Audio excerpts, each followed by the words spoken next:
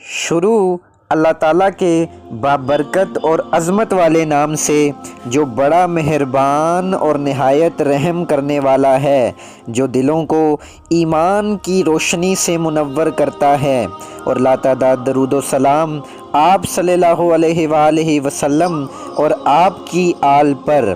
Rising اسلام کے دیکھنے اور سننے والوں کو علی رضا کا سلام۔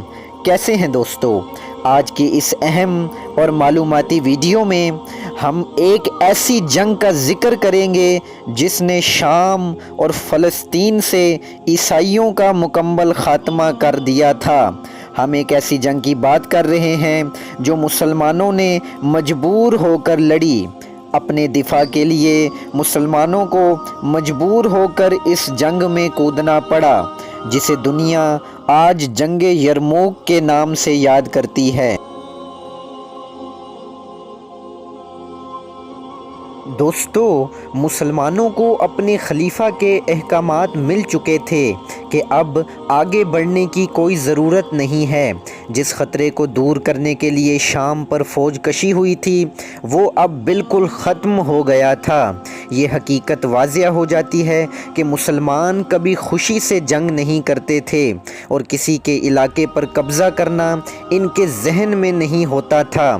وہ امن پسند تھے، مگر انہیں پھر یرموک کے میدان میں ایک بہت بڑی اور خون ریز جنگ لڑنی پڑی، جس کے لیے انہیں مجبور کیا گیا اور جسے مسلمانوں نے مجبور ہو کر لڑی۔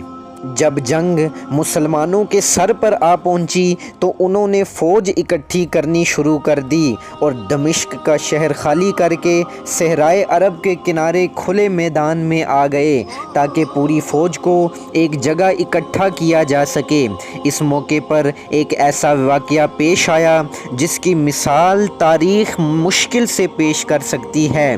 مسلمانوں نے دمشق کے لوگوں سے جزیہ لے رکھا تھا، جس کے بدلے میں ان کا فرض تھا کہ وہ اہل شہر کی حفاظت کریں، مگر چونکہ مسلمان دمشق کا شہر خالی کر رہے تھے اور ان لوگوں کی حفاظت ممکن نہ تھی، اس لیے مسلمانوں نے جزیہ کی رقم واپس کر دی۔ اس کے بعد مسلمانوں نے اپنی فوج کو اکٹھا کرنا شروع کر دیا۔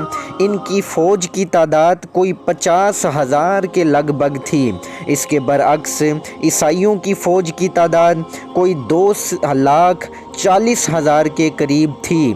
حضرت خالد بن ولید نے تمام جنگی تیاریوں کو آخری شکل دے دی۔ اب مسلمانوں کے سامنے دو راستے تھے، ایک تو وہ بیت المقدس پر حملہ کرتے جو سارے فلسطین کا مرکز تھا، دوسرے وہ انطاکیہ کا رخ کرتے جہاں روم کا بادشاہ ہرقل مقیم تھا۔ خالد بن ولید نے جنگ کا نقشہ ایک نئے انداز میں سمجھایا اور بتایا کہ ان دونوں مقامات پر حملہ کرنے کی ضرورت نہیں ہے، اور یہ رائے پیش کی کہ جس مقام پر اس وقت ہم ٹھہرے ہوئے ہیں، یہاں دشمن کے ساتھ مقابلہ کرنا مناسب نہیں، کیونکہ دشمن کی تعداد ہم سے کہیں زیادہ ہے۔ پھر انہوں نے بتایا کہ ہمارے لیے ایک کھلا میدان ہونا چاہیے جہاں ہماری فوج پھیل کر لڑے اور دشمن کا مقابلہ اچھی طرح کر سکے۔ آخر میں انہوں نے اس بات کا اظہار کیا کہ ہمیں خیال رکھنا چاہیے کہ اگر ہم کمزور پڑ جائیں تو مرکز سے امداد کے آنے کے لیے راستہ ضرور رکھنا چاہیے۔ اس رائے کو سب نے خوشی سے مان لیا اور مسلمانوں کا لشکر شام سے کچھ دیر یرموک کے میدان میں پہنچ گیا۔ یہاں پہنچ کر خالد بن ولید نے فوجی نقطۂ نظر سے بہتر مقامات پر قبضہ کر لیا اور دشمن کے لیے ایک کھلا میدان چھوڑ دیا۔ اس کے بعد خالد بن ولید نے شام کے فتح کیے ہوئے علاقوں میں جتنی بھی فوج چھوڑ رکھی تھی اسے طلب کر لیا، کیونکہ وہ جانتے تھے کہ اگر اس میدان میں فتح ہو گئی تو سب علاقے ہمارے ہیں، اور اگر اس میدان میں شکست ہوئی تو سب علاقے جاتے رہیں گے۔ دوستو یہ جنگ فیصلہ کن تھی جس میں شام کی قسمت کا فیصلہ ہونا تھا۔ گو دشمن کے پاس پہلے ہی کافی فوج موجود تھی، مگر اس کے باوجود شاہ ہرقل اتنا پریشان تھا کہ اس نے تمام عیسائی بادشاہوں سے اپیل کی کہ وہ مسلمانوں کے خلاف جنگ کرنے کے لیے اپنی فوجی دستے روانہ کریں۔ اس طرح ساری فوج کا کمانڈر باہان کو مقرر کر دیا گیا۔ دوستو ویسے اس جنگ کے کئی اسباب تھے، اور سب سے بڑی وجہ یہ تھی کہ مسلمانوں اور عیسائیوں کے تعلقات مدت سے خراب چلے آ رہے تھے۔ ان خراب تعلقات کے باعث کئی جنگیں ہوئیں، اور یہ جنگ بھی اس ہی امر کا نتیجہ تھی۔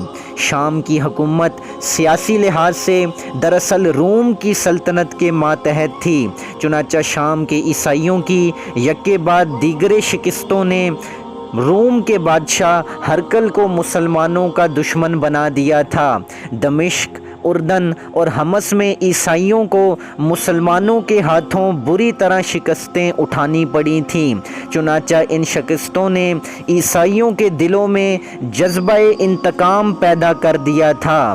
روم کے بادشاہ کو یہ بھی خطرہ تھا کہ شام کی مہمات سے فرصت پانے کے بعد مسلمان اس کی طرف رخ کریں گے، اس لیے اپنے کو خطرے سے محفوظ کرنے کے لیے اس نے مسلمانوں کو فیصلہ کن شکست دینے کی تیاری کر لی۔ روم کے بادشاہ کو اس بات کا بھی رنج تھا کہ فتح کیے ہوئے علاقوں کی تمام عیسائی رعایا مسلمانوں کی وفادار بن گئی ہے۔ وہ اس بات سے بھی پریشان تھا کہ عیسائی رعایا اپنے پہلے حاکموں کی نسبت اپنے نئے آقاؤں یعنی مسلمانوں سے کیوں خوش ہے، اس لیے وہ ان لوگوں کو سزا دینے کا ارادہ بھی رکھتا تھا۔ دمشق، اردن اور حمص کی فتح کے بعد روم کا بادشاہ ہرقل بھڑک اٹھا، اور اس نے انطاکیہ میں تمام عیسائی سرداروں سے مشورے کے بعد جنگی تیاریاں شروع کر دیں۔ جب مسلمانوں کو اس کی اطلاع ہوئی تو وہ بھی اپنی حفاظت کے لیے تیار ہو گئے، اور انہوں نے بھی جنگی تیاریاں شروع کر دیں۔ اب ان دونوں فوجوں کا ٹکرانا آپس میں ضروری تھا۔ دوستو آخر 23 جولائی 632 ہجری میں عیسائیوں کا عظیم الشان لشکر اپنے کمانڈر باہان کی ماتحتی میں یرموک کی طرف آیا۔ خالد بن ولید نے پہلے ہی اس لشکر کے لیے کھلا میدان چھوڑ رکھا تھا۔ اس لشکر نے آتے ہی وہاں پڑاؤ ڈال دیا۔ دونوں فوجیں ایک دوسرے کے مقابلے میں پڑی رہیں، مگر جنگ کا آغاز نہ ہو سکا۔ آخر یہ خاموشی زیادہ دنوں تک قائم نہ رہ سکی، اور آخرکار 20 اگست 632 ہجری میں دونوں لشکر ایک دوسرے کے خلاف ٹکرا گئے اور بڑی خون ریز جنگ ہوئی۔ حضرت خالد بن ولید نے فوج کو پہلے ہی سے ترتیب دے رکھا تھا، اور انہوں نے اپنی فوج کو تقریباً 38 دستوں میں تقسیم کر رکھا تھا۔ درمیان میں ابو عبیدہ کو کھڑا کیا اور ان کے ساتھ 18 دستے تھے۔ 10 دستے دائیں جانب تھے جن کے سردار شرجیل حسنہ رضی اللہ تعالی عنہ تھے، اور 10 دستے بائیں جانب تھے۔ جنگ کا آغاز ہوتے ہی مسلمانوں نے بڑی تیزی سے تیروں کی بارش شروع کر دی۔ عیسائیوں کی فوج پریشان ہو گئی، انہیں یہ پتہ ہی نہ چل سکا کہ وہ کیا کریں۔ دشمن کے سپاہی میدان میں کام آنے شروع ہو گئے۔ آخرکار نوبت یہاں تک آ پہنچی کہ عیسائیوں کے لیے مقابلہ کرنا مشکل ہو گیا، اور انہوں نے میدان چھوڑ کر بھاگنا شروع کر دیا۔ عیسائیوں کے بڑے بڑے نامی جرنیل میدان جنگ میں مارے گئے۔ اس جنگ میں مسلمانوں کو بڑی زبردست کامیابی نصیب ہوئی، اور عیسائی بری طرح شکست کھا گئے۔